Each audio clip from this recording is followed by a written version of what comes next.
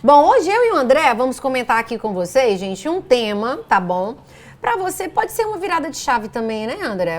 Dar uma resignificada aí no mercado de trabalho. O conceito de trabalho flexível, ele engloba diversas modalidades como home office, jornadas reduzidas, horários flexíveis, que tô precisando. Isso, pois é. Horários flexíveis e até a possibilidade de trabalho remoto parcial. Que também eu acho que antigamente isso era muito improvável, mas depois da pandemia isso tem se tornado cada vez mais provável. E no Brasil, dados de estudos recentes demonstram que a procura por opções mais flexíveis de trabalho tem aumentado significativamente, gente. Mas realmente é uma opção que modifica muito a vida da pessoa, né? Demais, e precisa de um preparo, né? Tem que ter um preparo, né? Tem que ter um preparo. Então, e para explicar sobre esse preparo, sobre o que seria essa mudança, né? Sim. André está aqui hoje, como já falei para vocês, mentor, professor, especialista, para falar sobre esse tema, né, André? Por que as pessoas hoje em dia estão buscando, na verdade, essa mudança, né? Sim. E às vezes até abrindo mão de salários bem maiores, Isso. mas para ter mais flexibilidade, para ter mais qualidade de vida e tempo, né? Exato, a questão da flexibilidade. Primeiramente, bom dia a vocês, bom dia. Né? Feliz Dia da Mulher. Obrigada! Para todas que estão também do outro lado da telinha, né? Porque todo dia é Dia das Mulheres, né? Todo dia é Dia das Mulheres. Então não tem essa questão já está consolidada. Já está consolidada. Né? O mundo é de vocês, né?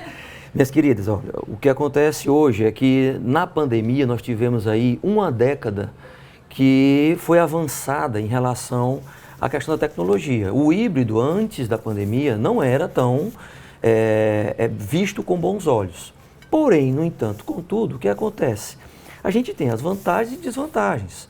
Quem se adaptou a esse modelo de estar presencial e virtual, começou a verificar que eu tenho que manter a minha performance, por exemplo, como profissional, da mesma forma que eu mantenho no presencial, eu mantenho no virtual.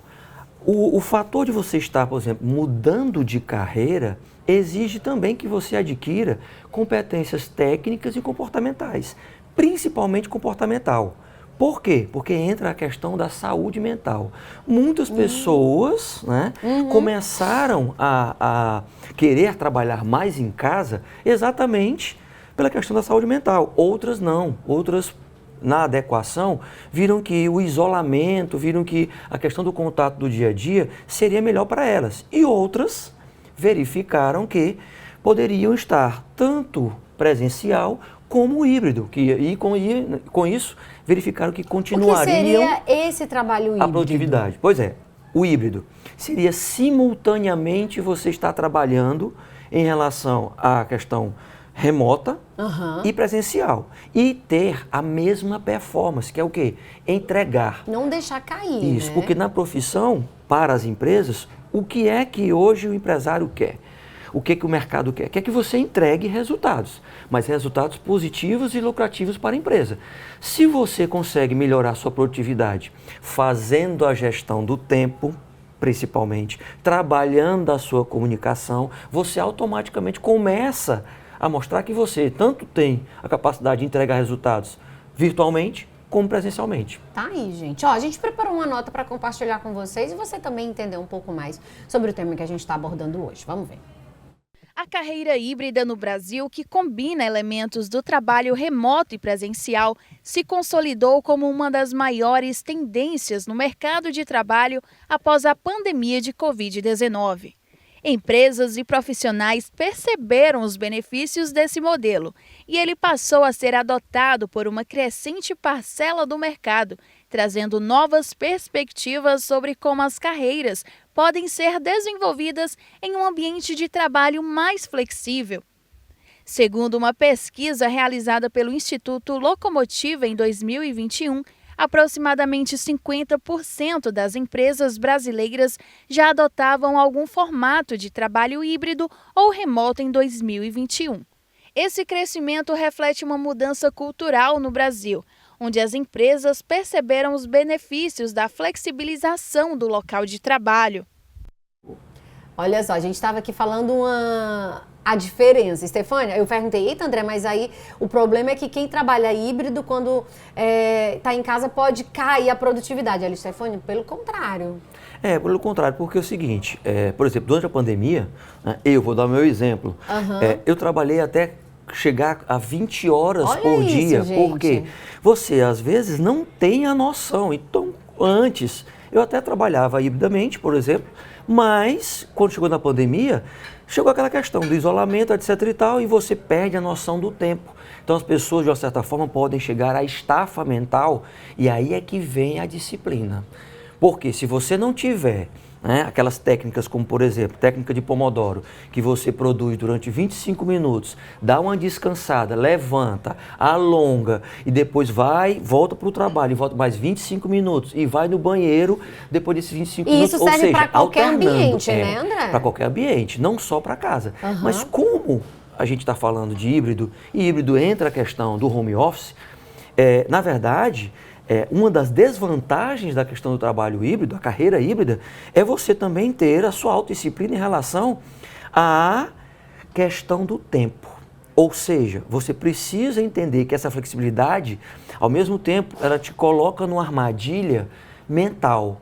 E entra a questão de você também fazer o planejamento, tão falado planozinho. Tudo tem que ter um planejamento, né, Exatamente. Eu tenho que falar o seguinte, colocar lá. Quem vai estar comigo, como eu vou fazer, o que é que eu vou fazer, quando eu vou fazer, quanto isso me custa. Porque você, por exemplo, eu conversei com um colega nosso, ele trabalhava hibridamente, ele é da área de TI, especificamente ele hoje só trabalha virtualmente, né? Ou seja, remotamente. E ele disse que para ele se adequou, porque a questão do tecnológico para ele é interessante. Existem algumas profissões que você até pode trabalhar só virtualmente, mas existem outras tem áreas que você tem que alternar. Você tem essa facilidade de trabalhar realmente só virtualmente. Isso, né? tem a facilidade, mas outras tem que ter o contato com as pessoas. Como é que você vai demonstrar um produto, por exemplo, se você não mostra os benefícios desse produto? Né? Então, por exemplo, o que o Carlos fez aqui na apresentação do produto ainda dele. Ainda estou aqui, ó. Né? Tá passando aí. Não tem como, por exemplo, ele fazer isso, até tem. Virtualmente ele já pegou o quê? Fez com que você degustasse isso, passou a sensação para o teu público. Na perspectiva, por exemplo, do vendedor, o vendedor como carreira híbrida, ele pode sim fazer uma venda remotamente, mas na hora da degustação, ele vai ter que tentar passar a experiência. Aí é que eu preciso de outros sentidos, como por exemplo o tato. Então tem carreiras que exigem essa questão do híbrido, você ter a experiência, a imersão em relação àquele produto, àquele serviço. E aí faz parte da profissão entender que nessa concepção hoje, nós temos que manter o ritmo.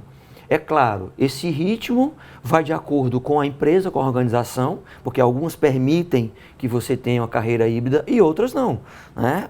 Buscam apenas o trabalho presencial. Mas a grande verdade é que vem aumentando o número de pessoas que adotaram a carreira híbrida. Ai, gente, não vou mentir para vocês, não. Eu adoraria, eu ia gostar bastante. Eu não sei se eu ia conseguir fazer essa gestão de tempo. Apresentação de casa, por exemplo, né? Ia ser na tua cozinha, levar lá. Pensou? Né?